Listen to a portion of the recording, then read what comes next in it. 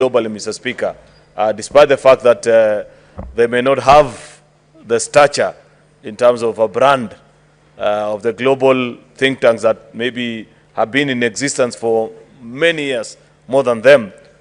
I know for a fact, Mr. Speaker, that the IEK is one such institution that has done a lot of research, Mr. Speaker, in public policy decision-making in this republic.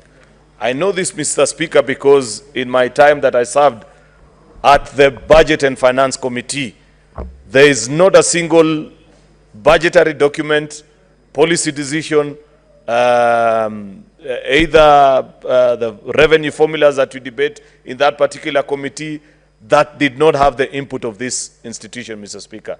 On many occasions, they send the memorandum and they appear before various committees of this House, Mr. Speaker, to give their thoughts, many of the times not agreeing with the direction that the government is taking, and they will give substantive reasoning behind their points of departure, Mr. Speaker.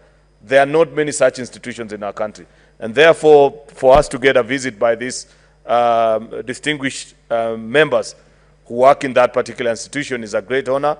I believe that in the course of their visit, they'll interact with the various committees of the House.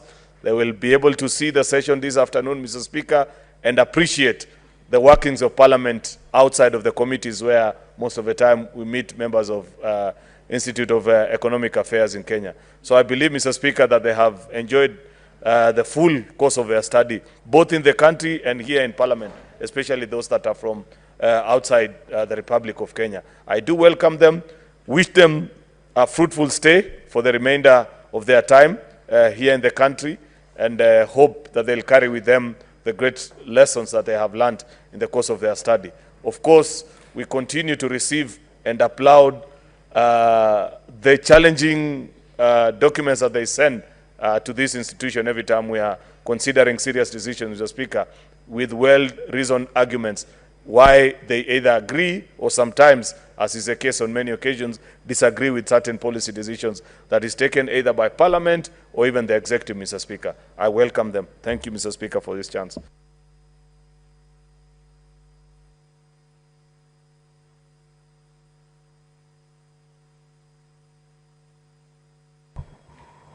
Thank you, Mr. Speaker. Mr. Speaker, on behalf of the Senator for Kitui, the Honorable Wambua, I welcome the team from Kitui County.